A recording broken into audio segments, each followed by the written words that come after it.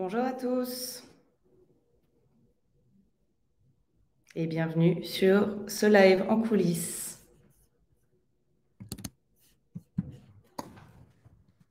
On va encore attendre quelques minutes ou plutôt quelques secondes, le temps que chacun puisse se connecter.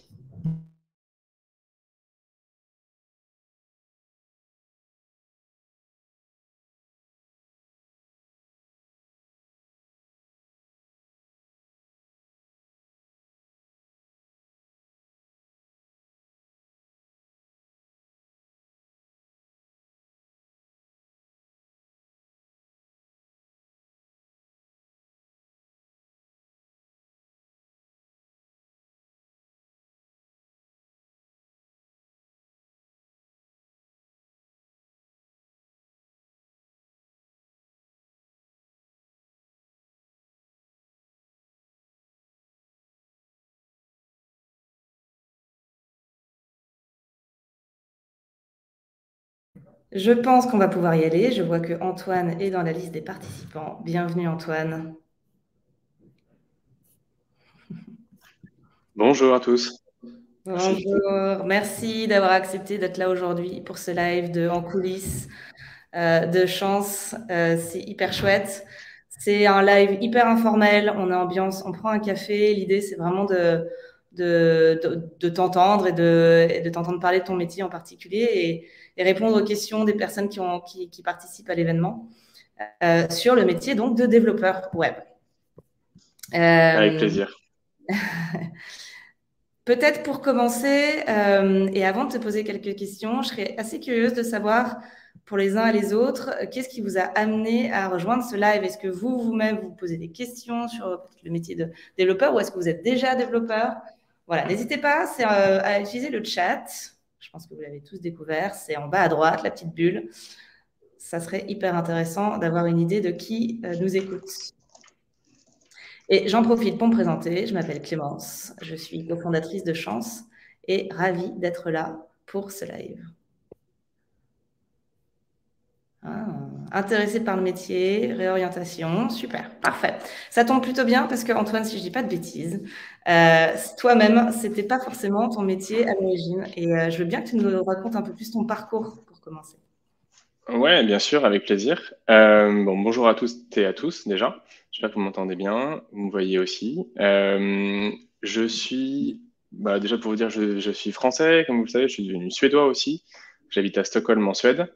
Pour parler plus de mon parcours, j'ai grandi dans une famille de geeks. En fait, mon père est un passionné d'IT aux prémices. Euh, et j'ai grandi avec ça. Donc, vous voyez, j'ai commencé à dessiner sur Paint quand je devais avoir 4-5 ans, quelque chose comme ça. J'ai 36 ans aujourd'hui, donc je vous laisse imaginer quelle était la techno à l'époque. Donc, ça a toujours été un peu fait partie de ma vie. Mais moi, je suis quelqu'un de très tourné vers l'humain.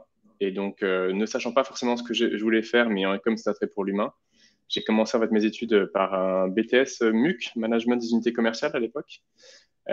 Puis, voulant aller plus loin, j'ai fait passer le concours des grandes écoles. J'ai fait une école de commerce qui s'appelle Excelia aujourd'hui. Je crois que c'est l'ESC Tours Poitiers. Je suis diplômé en RH. Donc, il n'y a rien à voir loin de la tech, mais ça a toujours fait partie de moi et j'ai toujours été un geek à toujours faire des choses de mon côté et notamment du code.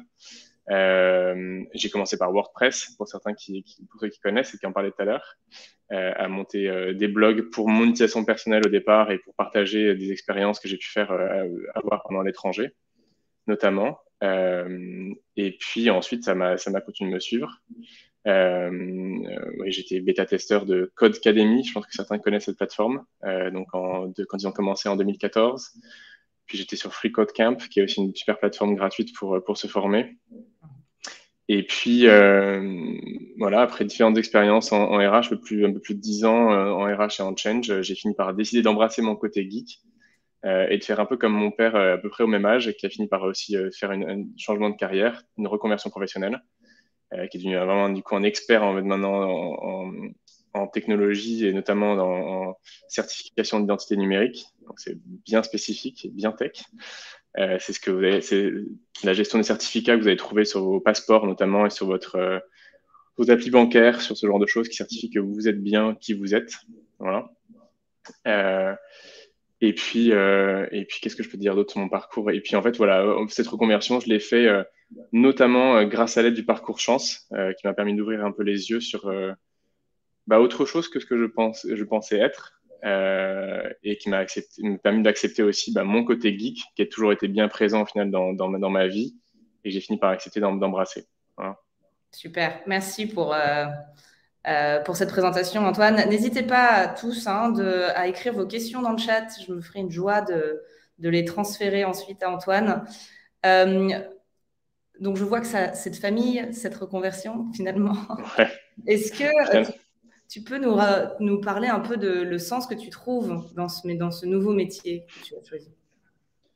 Ouais, alors en fait, moi, une des frustrations que je pouvais avoir, par exemple, dans le métier de RH, peu importe ce que j'ai pu faire, que ce soit en recrutement, que ce soit en gestion de projet, que ce soit en marque employeur, que ce soit en l'administration RH, une des frustrations que j'avais, c'est pas toujours voir le résultat de mon travail, en tout cas, pas l'avoir de façon très concrète. Alors, un recrutement, en effet, c'est tangible, c'est effectif. On sait qu'on a eu la personne en entretien et elle a été recrutée. Mais euh, c'est moins récurrent que quand on fait au final du dev, où on a les mains dans le cambouis et c'est notre travail qui résulte du coup de ce qui a été développé. Il y a une résolution permanente de problèmes, de questionnements permanents aussi, et ce qui, moi, me permet de garder toujours les pieds sur terre sur le fait que j'ai certes appris des choses, mais j'ai encore tellement de choses à apprendre qu'en fait, j'ai l'impression de rien savoir, et tous les jours, je me demande encore si je me souviens de ce que j'ai fait la veille, et si je me souviens de comment résoudre ce que j'ai fait la veille. Et donc ça m'est venu assez naturellement, en fait, c'est ça qui me donnait encore toujours du sens, c'est qu'en fait, comment dire, malgré le fait qu'on sache construire des choses, on revient toujours un peu à zéro et on est toujours remis je trouve, dans ces questionnements de sa capacité à faire. Et puis après, il y a aussi quelque chose, ma vie a évolué, j'ai grandi, j'ai une vie de famille, ça me permet aussi aujourd'hui d'être un peu plus flexible parce que je suis plus tourné sur des tâches, sur des projets que sur un besoin permanent d'être de présence aussi pour les employés, par exemple. Alors, on a une question de Marin qui se demande si cet aspect assez humain te manque aujourd'hui, parce que on a, c'est vrai, l'image qu'en dev, il n'y a pas forcément, enfin, peut-être moins d'humains qu'en RH. Est-ce qu'aujourd'hui ça te manque? Et même plus largement, est-ce que il y a des regrets particuliers ou des choses voilà, que tu as accepté de laisser de côté et c'est comme ça? Euh, Ça me manque, oui et non, parce qu'en fait, je pense que ça fait partie de moi. Donc, je pense que c'est aussi mon élément différenciant d'avoir justement cette casquette d'ancien RH, cette personne, et cette personnalité très, euh, comment dire, je sais pas, attirée par l'autre, quoi, en général. De ce qu'on me dit aujourd'hui, au contraire, c'est plutôt mon élément différenciant. C'est que du coup, j'ai le sourire, j'ai toujours le sourire, je suis toujours content de voir les gens et de me dire chouette, on va travailler ensemble et je prends les choses de façon beaucoup plus avec beaucoup plus d'empathie que si j'étais juste entre guillemets technique en fait. Euh, Ça Ce nourrit qui veut ton pas dire interview. que ce sont des machines, mais donc ça me nourrit, ça m'apporte un élément différenciant, clairement. Après, c'est des choses qui me manquent, pas aujourd'hui, pas aujourd'hui, mais je pense que ça ne peut être qu'un plus. Et c'est aussi le travail du parcours et des discussions que j'ai pu avoir avec des différentes rencontres que j'ai pu faire. Et je sais on va y venir dans ce live, sont au contraire ce qui m'a rassuré sur le fait, sur ma capacité à être un élément différenciant et trouver du coup mes marques. Eh ben Donc, justement, quelles ont été ces fameuses rencontres et en quoi elles ont influé sur ta décision? euh, alors déjà, en fait, il y en a beaucoup de rencontres, forcément. On a tous, dans notre vie, fait beaucoup de rencontres. Euh, j'en ai listé quatre, j'essaie d'aller vite, mais une en RH. Moi, c'était mon ancien DRH de mon premier stage long en RH à l'époque, qui s'appelle Olivier Dufour, qui était le DRH de Henkel. Vous savez, la qualité Henkel, si ça vous dit quelque chose. Ça va vous parler. Donc, c'était le DRH France, du coup, de ce grand groupe industriel, qui est quelqu'un de très humain. Et en tant que jeune étudiant à l'époque en RH, ça m'a rassuré sur la capacité à rester humain tout en étant à la tête d'un groupe comme celui-là. Et donc, je me suis dit, et il me rassurait sur ma capacité à rester, moi, quelqu'un d'humain. Et aujourd'hui, il est toujours un de mes mentors, quelqu'un auprès lequel je me tourne quand j'ai des questions et qui me rassure sur ma personnalité. Et en tech plus largement, j'ai plusieurs rencontres. Déjà, moi, j'ai eu la chance de connaître Ludovic de Gromard, bien avant le chance. Quand j'ai vécu à Dubaï, on s'est rencontrés et j'ai pu suivre son parcours. Et donc, j'ai suivi Chance comme ça. Et quand j'ai vu qu'il avait lancé Chance, je me suis dit peut-être qu'un jour, ça me servira et ça m'attirait. En disant, on ne sait jamais. Ça pourrait être en effet quelque chose dont je peux avoir besoin. Et j'aimais beaucoup le concept. Il y a celle de ma coach, Chance, Marie-Alix, qui, avec toute son empathie, son sens de l'écoute, m'a permis d'ouvrir les yeux sur mon côté geek, qui me suit au final depuis le début de mon expérience professionnelle et qui me suit depuis le début au final de ma vie, mais qui, ouais, tout en étant quelqu'un de très humain, m'a rassuré aussi en disant, tu sais, ça n'empêche pas d'être humain aussi dans un métier différent. Et puis, en soi, le métier de dev aujourd'hui n'est pas une finalité. Peut-être que demain, tu continueras dans ce métier plus technique aussi, mais faire d'autres postes plus dans la gestion d'équipe, par exemple, comme être Scrum Master, comme être coach agile, ce genre de choses, ou tech lead, par exemple. Mais me dire, écoute, de toute façon, me rassurer sur le fait que j'ai qu'une seule vie aussi, et pourquoi pas passer ce cap-là et embrasser une autre partie de moi.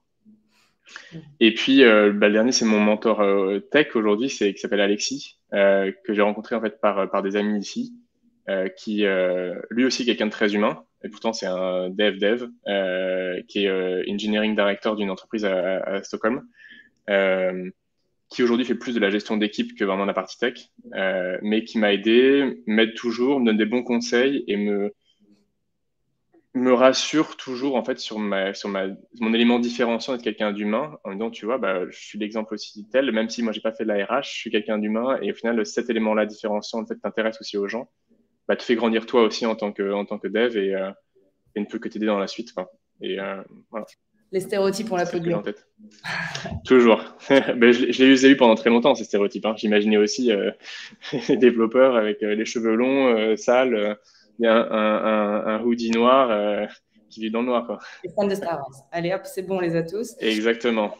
Et l'importance de bien s'entourer. Il y a plusieurs questions, puisqu'on les participants au visage des reconversions. Il y a pas mal de questions au niveau des formations.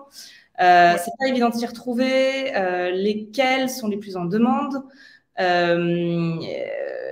lesquels sont les plus sérieux. Alors peut-être qu'on pourra aussi y répondre en dehors du live, hein. Potentiellement je pourrais bien sûr, avec plaisir. Après.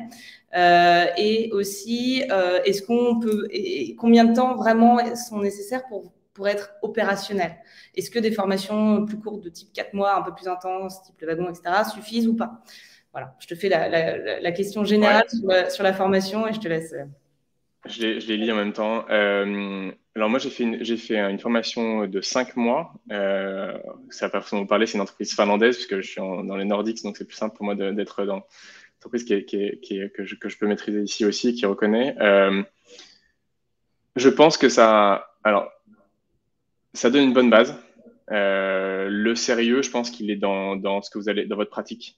La théorie, c'est bien, mais c'est aussi le conseil que m'ont donné Alexis, mon mentor tech plutôt. C'est d'avoir des cours tous les matins, c'est très bien, mais il faut que tu pratiques. Il faut avoir des exercices, il faut avoir des projets individuels, en groupe, et puis de son côté, continuer à travailler, continuer à coder en fait. Une formation en tant que telle, elle fait une chose, mais elle ne vous suffira pas, et elle ne me suffit pas non plus à me dire ça y est, c'est bon, je maîtrise en fait. Parce qu'en fait, là, par contre, je vais faire appel aux stéréotypes, mais c'est vrai que c'est un métier qui change tout le temps. Il y a toujours de nouvelles choses. Donc, on a tout le temps besoin de continuer à apprendre et de pratiquer, en fait. C'est que dans la pratique qu'on continue à maîtriser. Et ça passe par participer à des projets existants. Ça passe par créer ses propres projets aussi depuis le début, de A à Z. Ou avoir dégoté des missions de freelance au départ pour continuer à prendre de l'expérience. Donc, pour répondre vraiment à la question, non, juste 3-4 mois, ça suffit pas. Il faut vraiment continuer à mettre les mains dans le cambouis. Et je le vois, j'ai fini ma formation fin mars. J'ai passé des entretiens, mais à chaque fois, ouais, on est encore au niveau d'entrée, en fait. Et c'est en cherchant des missions freelance, en cherchant des opportunités de continuer à développer à droite à gauche, prenant des missions, on a plus de crédibilité aujourd'hui, je sais que maintenant, je commence à être approché par des recruteurs qui me disent ah, vous avez un profil un peu plus intéressant parce que on voit que je suis actif et que je fais d'autres choses que juste la formation, quoi. Quel serait, du coup, si je me mets un peu à la place de personnes qui réfléchissent à ça, et il y a notamment Audrey qui a des enfants en bas âge dans le call, qu'est-ce que tu suggérerais? C'est-à-dire une formation initiale de X mois, puis ensuite faire du mi-temps formation et freelance, ou quelle serait, à ton avis, la façon euh, la plus rapide de pouvoir se reconvertir dans ce métier, en sachant qu'assez vite, comme tu viens de le dire, t'es repéré par des recruteurs. C'est un métier qui est vachement en demande, hyper en tension. Ça, là-dessus, il n'y a pas trop de doute, mais il faut un petit peu de bagou, quoi. Ouais, c'est ça. Moi aussi, je suis papa d'un petit garçon qui a 4 ans et demi. Au final, je le déposais à l'école et je continue de commencer mes cours. Ou alors, en fonction de comment mon cours commençait, c'était souvent ma femme qui le déposait et j'allais le chercher. Je pense que c'est ambitieux de faire ça en même temps qu'un congé maternité. Euh, Parce qu'au final, on a besoin d'être vraiment mentalement présent aussi, en pleine capacité, parce que c'est des nouveaux concepts à maîtriser, une nouvelle façon de penser, de voir les choses. Donc, on a vraiment besoin d'être à 100% dedans.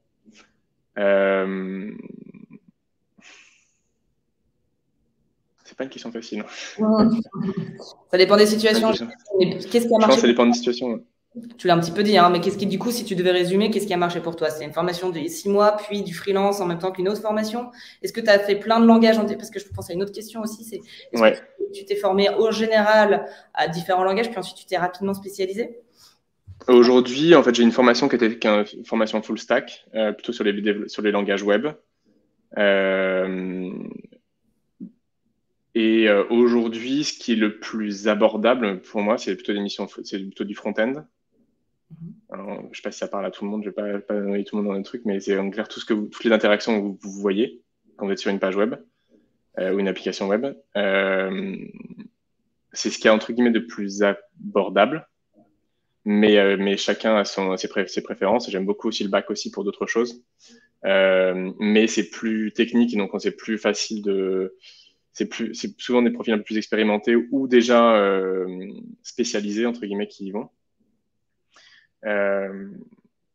Mais ce que je pense que le plus simple, c'est rapidement, en fait, après une formation, c'est d'aller chercher des missions, quoi.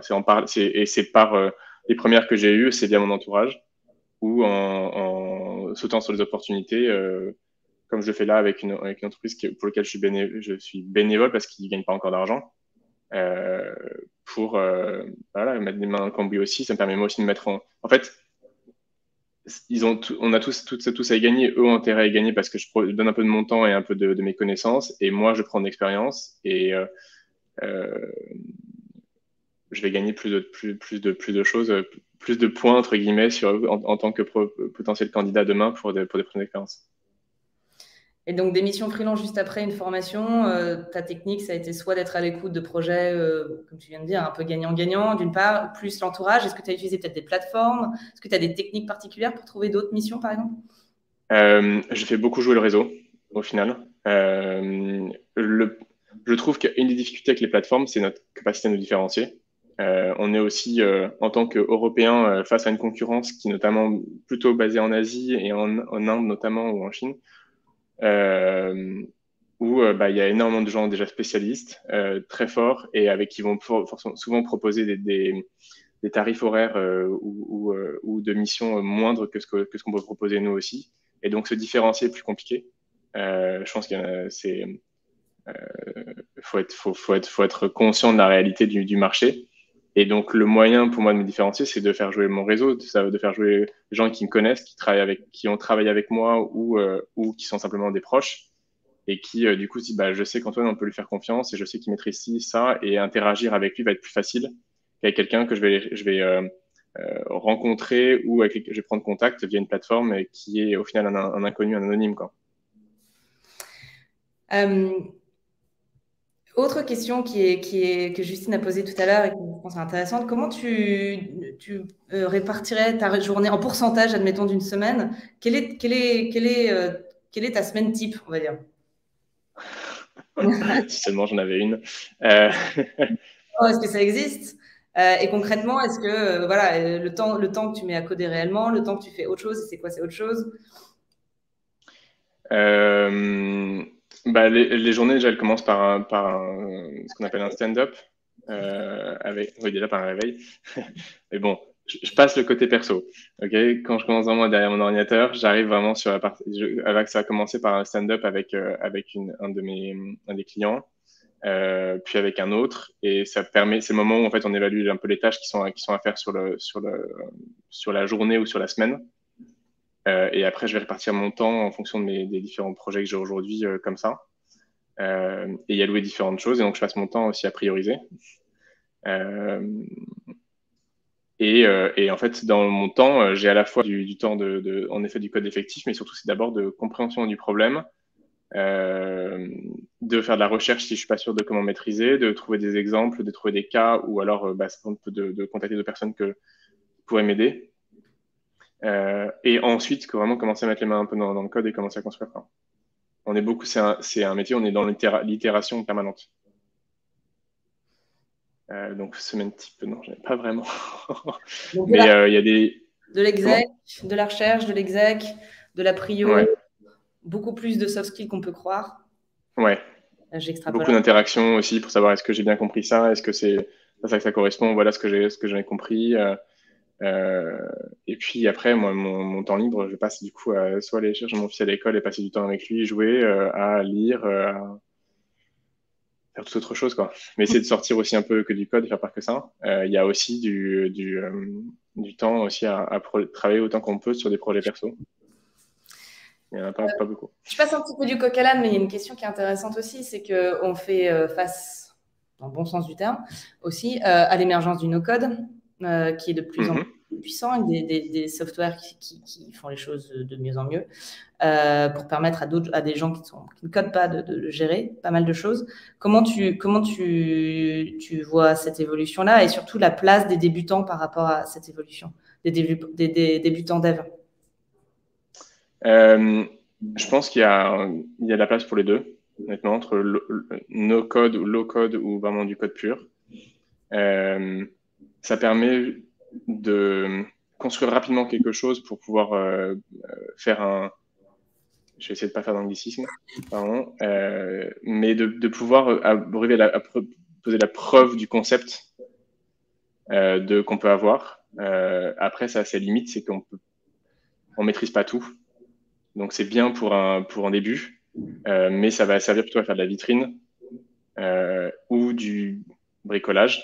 Je vais être un peu clair, mais ça reste ça parce qu'on maîtrise pas tous les éléments, en fait. Versus le code où là, c'est vous qui allez câbler, entre guillemets, câbler tout en même temps. C'est du sur-mesure. C'est du sur-mesure. À voir en code. Donc c'est comme tout en fait. C'est la même chose que la différence entre le prêt-à-porter et passer chez un tailleur. Donc les deux sont bien, les deux ont leurs avantages et leurs inconvénients, et tout dépend de ce qu'on veut faire. Je pense que c'est un bon moyen, si on le souhaite, de mettre un peu les mains dedans et de voir si on apprécie ou pas. Parce qu'au final, la façon de penser et de construire va être similaire. Et je connais des gens très bien qui ne font que du no ou du low code, et c'est très bien, il n'y a pas de problème. C'est juste qu'on ne fait pas la même chose en fait. Peut-être des gens qui ont une bonne connaissance du marché, de ce qui se développe aussi, et qui se tiennent très au courant, j'imagine. Tout à fait. Non, mais les deux sont possibles. Et aujourd'hui, maintenant que tu t'es reconverti, que tu te construis ton portefeuille de clients, j'imagine, comme tu disais, c'est un métier qui change beaucoup, les technologies changent beaucoup. Comment tu te formes au quotidien et au-delà de tes projets, ou est-ce que tu n'as pas le temps et in fine, c'est via tes projets que ça se passe? Ça passe pas mal par les clients. Non, en fait, on est quand notamment en phase de recherche sur une problématique d'une tâche, par exemple à construire, on est aussi confronté dans le bon sens du terme, bah tiens, telle problématique, en fait, elle peut être résolue par tel langage, par tel framework, par telle chose. Et du coup, on commence à creuser, lire de la documentation et se rendre compte, en fait, bah, si je l'utilisais, ce serait plus facile. OK, on fait un petit projet de son côté et on se rend compte que ça fonctionne et ça résout notre problème et on adopte, en fait. Typiquement, alors c'était pas dans le cadre d'un projet, là c'est dans le cadre d'un processus de recrutement, mais on disait voilà, demain il faut que tu travailles avec une technologie de container qui s'appelle Docker, qui est une entreprise française d'ailleurs. Je vais pas vous expliquer la technique parce que ça va être un peu trop compliqué, mais c'est un bon moyen d'utiliser notre application partout, dans n'importe quel environnement. Voilà, en gros. Et en fait, c'est une façon de penser et de faire un peu différente. Et aujourd'hui, le fait d'avoir fait ça dans le cadre d'un processus de recrutement, je ne suis pas un expert Docker, bien loin de là, mais je comprends la théorie, je sais le mettre en pratique. J'ai fait des projets de mon côté pour pouvoir le maîtriser et me dire comment ça fonctionne, et ça, je l'ai de mon côté. Et dans le cadre d'une mission, bah, ça me permet aussi de dire, bah, attendez, au lieu de garder ça dans tel environnement-là aujourd'hui, est-ce qu'on de proposer de le mettre sur Docker, c'est plus facile pour tout le monde de pouvoir le réutiliser. La formation, après, je la fais moi différemment. La semaine dernière, j'étais à un after-work organisé par Amazon Web Services, AWS, qui est le pendant serveur en fait d'Amazon, qui mettait en avant une techno qu'ils ont avec une entreprise avec laquelle ils travaillent. Et ben, c'est un after-work workshop en fait. Donc j'y vais, on est formé sur la technologie pendant un temps, on met les mains dans du code, on plus la théorie, et puis ensuite on continue de discuter. Et il y en a un la semaine prochaine encore. C'est un bon moyen de continuer à se former, mais hors du temps de travail effectif, quoi. Super. J'espère que Carole, ça a répondu à ta question. Alors malheureusement, on a un peu pris par le temps, mais peut-être pour conclure assez rapidement, avant de te remercier très chaleureusement, Antoine, d'avoir accepté de faire ce live, et j'espère que tous avec plaisir. Réponse à leurs questions. Comme pas mal de gens viennent ici en réflexion de reconversion, est-ce que, oui ou non, penses-tu que un CDI après une formation courte est envisageable? Parce qu'évidemment, reconversion, c'est pas forcément. Il faut à la fois allier l'envie, mais aussi la sécurité, donc pour plein de raisons. Voilà. Ton avis là-dessus avant qu'on clôture? Je pense que c'est pas évident. Okay. Je pense que c'est pas évident. Je pense que ça nécessite beaucoup de travail personnel aussi pour avoir un portfolio solide. Donc c'est en plus de la formation, faire du travail en plus de son côté pour avoir plus de bagages et d'éléments différenciants d'autres candidats. Mais bon, tout est possible. Enfin, il y a aussi un facteur chance qui est à prendre en compte. Ouais, on va s'arrêter là-dessus, c'est parfait. Un grand merci à toi, Antoine, et très bonne journée à toi. Avec plaisir. Au revoir. Merci, au revoir.